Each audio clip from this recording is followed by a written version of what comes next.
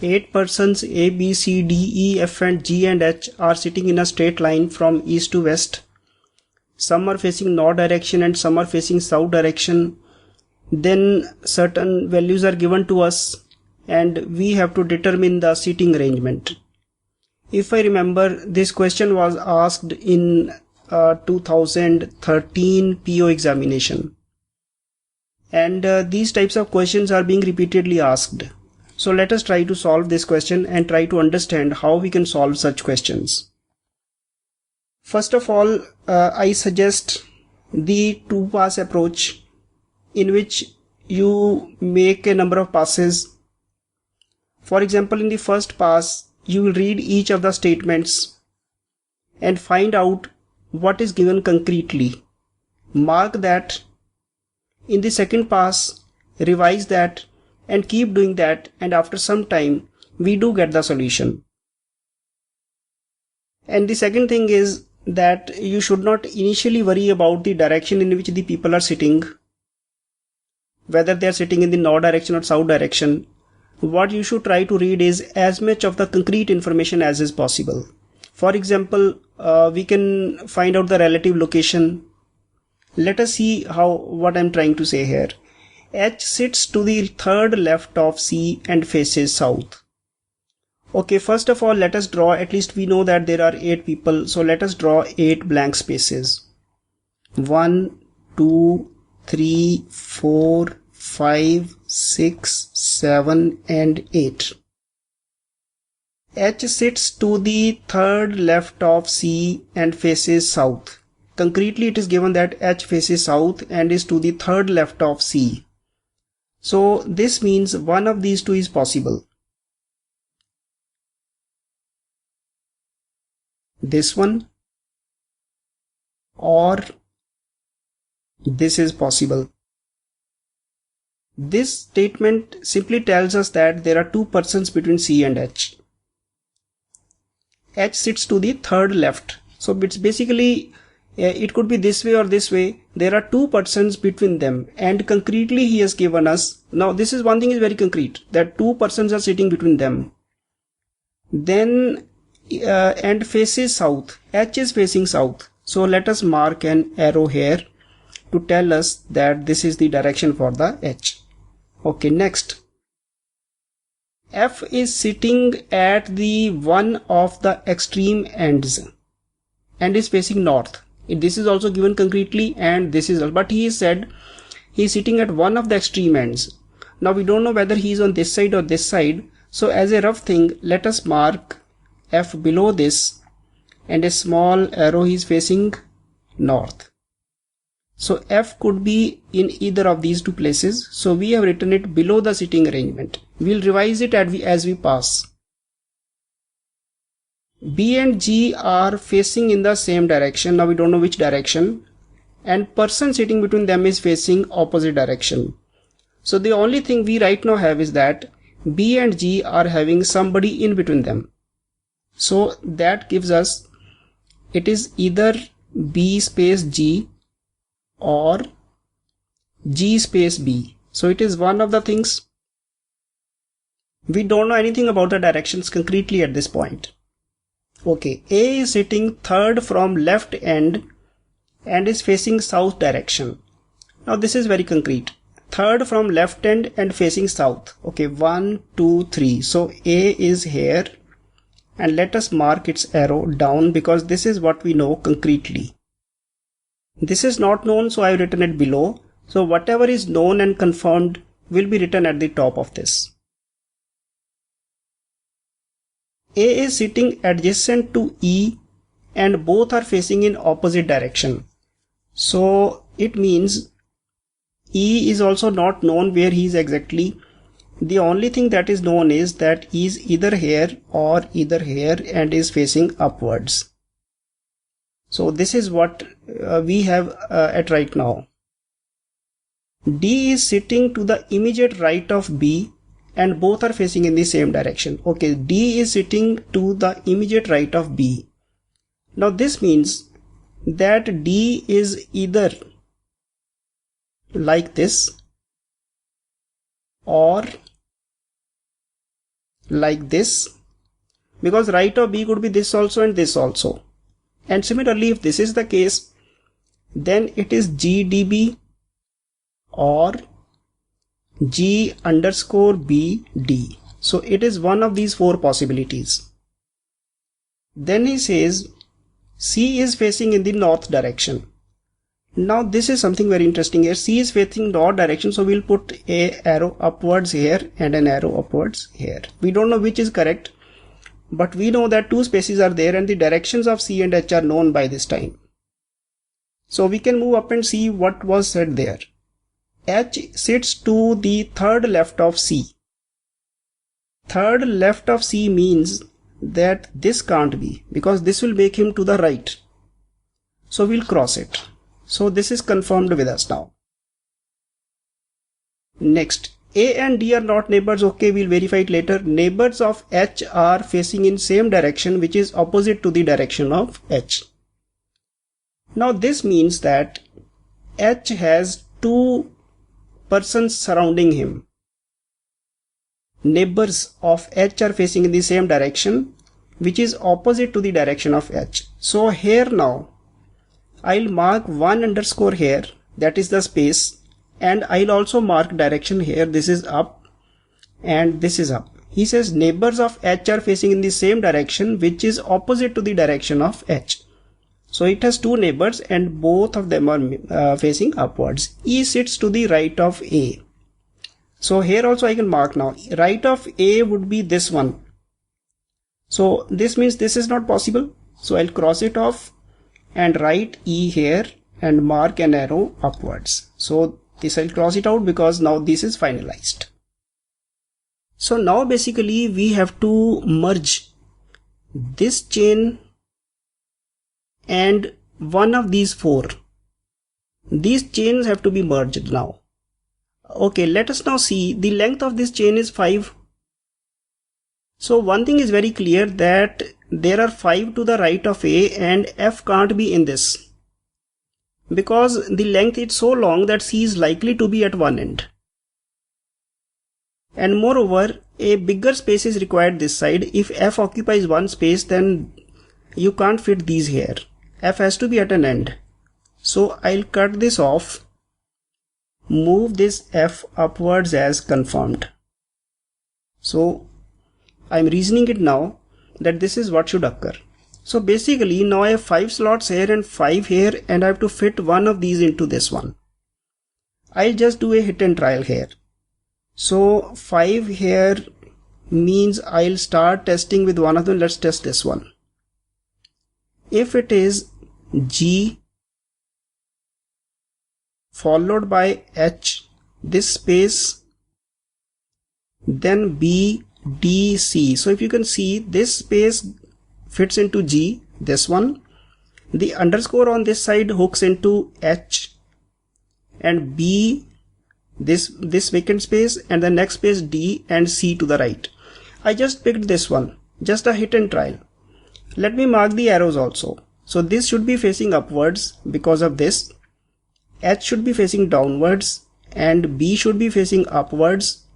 Nothing known about this one, and C should be facing upwards. Now let us assume that this piece will fit here. And now let us take to the second pass. H sits to the third left of C and faces south. This is C. H will be third left and will face south, so it is okay. F is sitting at the one of the extreme ends and is facing north. This one also fits okay, right? And in case something goes wrong, I'll just try to use the other one of these options. So far it is right. B and G are facing in same direction and person sitting between them is facing opposite direction. B and G, yeah, it's okay.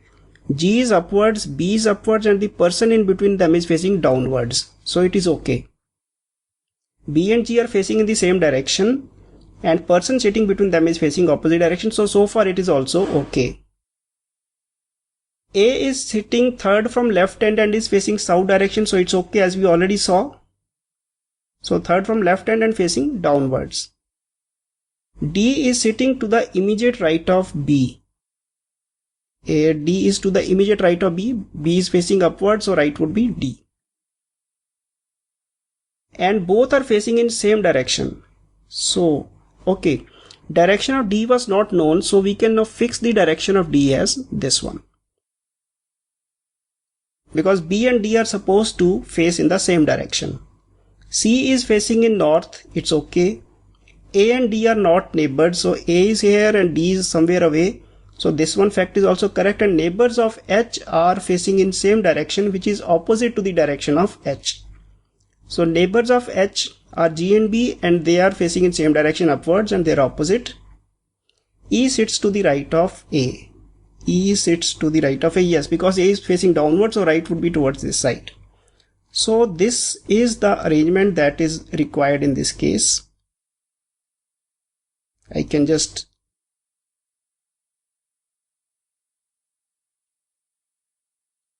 so this is how I have reasoned out based on these facts, and this is how we should solve such types of questions.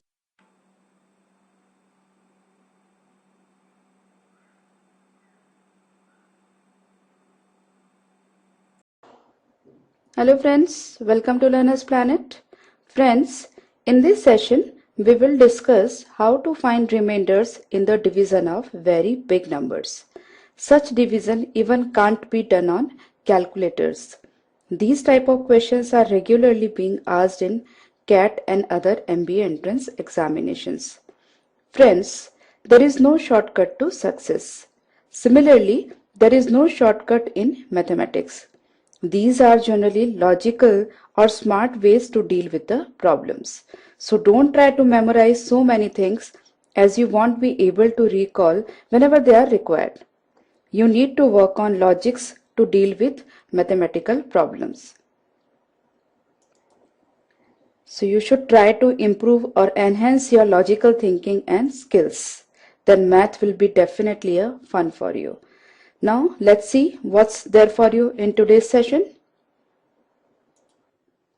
Friends, let's begin with the first concept.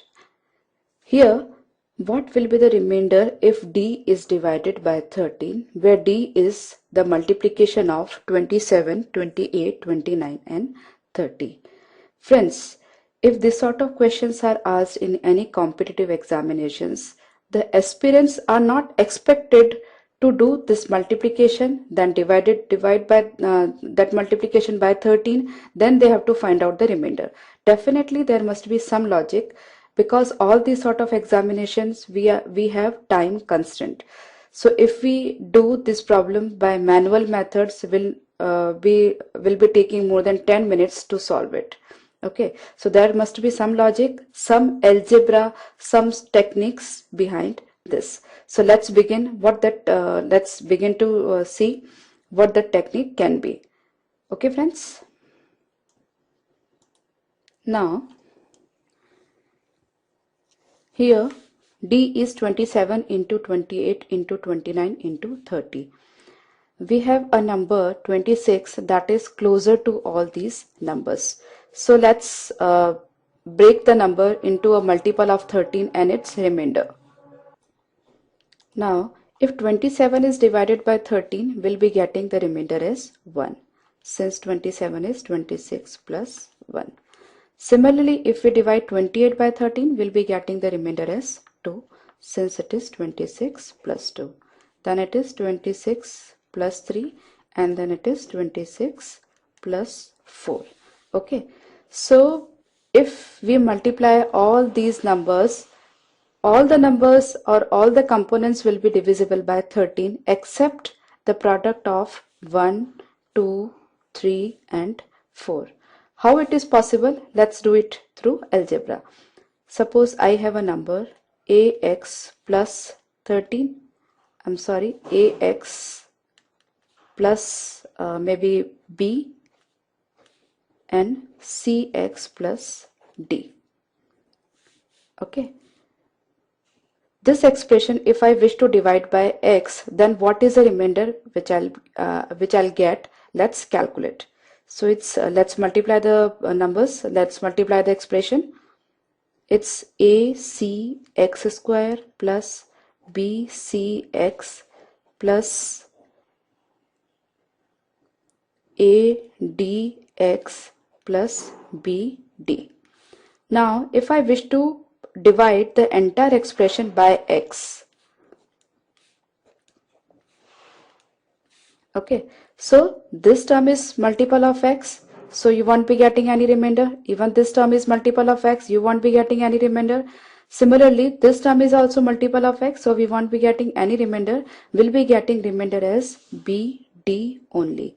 Okay, so the similar case, if we apply over here, so if we are going to multiply all these terms, we'll be getting the remainder as 1 into 2 into 3 into 4. Friends, there is a fantastic algebra behind this concept. So once you learn that algebra, once you grasp that algebra, then every time you need not write the expression like this. I'm just writing it for the sake of clarity. Okay, friends. So I can take one more example. Let's wait. Friends, here I am having x plus y whole square.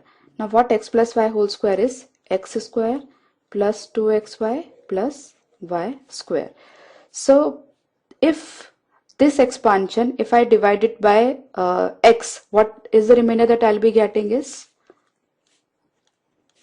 This term is multiple of x, this term is multiple of x. So I'll be getting remainder from y square only. That is this. That means y square. Similarly, if I write x plus y whole cube, it will be x cube plus 3x square y plus 3xy square plus y cube. Similarly, if I divide x plus y whole cube by x, from here I won't be getting any remainder, from here I won't be getting any remainder, from here I won't be getting any remainder. I'll be getting remainder from here only. If I put minus over here, then also doesn't matter. So I can x minus y whole square, that is x square minus 2xy plus y square. So I divide it by x. Further I'll be getting remainder from this portion. Similarly, x minus y whole cube, it will be x cube minus 3x square y plus 3xy square minus y cube. So I'll be getting remainder from this part only. So it's very simple, friends. Doesn't matter the power is 2, 3, 4, 5, 6. If we give the expansion to this polynomial, we will be getting the remainder from this extra part only. Let's expand this. Now suppose I have a number x plus y raised to n, and if I wish to divide this expression, I have this is a polynomial. If I wish to divide this expression by x, the remainder will be y raised to n. The remainder will be obtained from y raised to n. Sometimes this y raised to n can be bigger than x. Then further we have to give it a breakup. Okay, friends. Now if it is x plus y raised to n, then we'll be getting the remainder from y raised to n. And if it is x minus y raised to n, then we'll be getting the remainder from minus y raised to n. Now it depends upon n. If it is an even number, then minus sign will not be there, and if it is an odd number, we'll be getting negative signs. So application of this will be taking in with some examples. Okay, friends. So this is actually the concept of binomial theorem, but as such we don't have to learn binomial theorem. It is simple algebra which is only required to solve these sort of problems. So let's take some examples.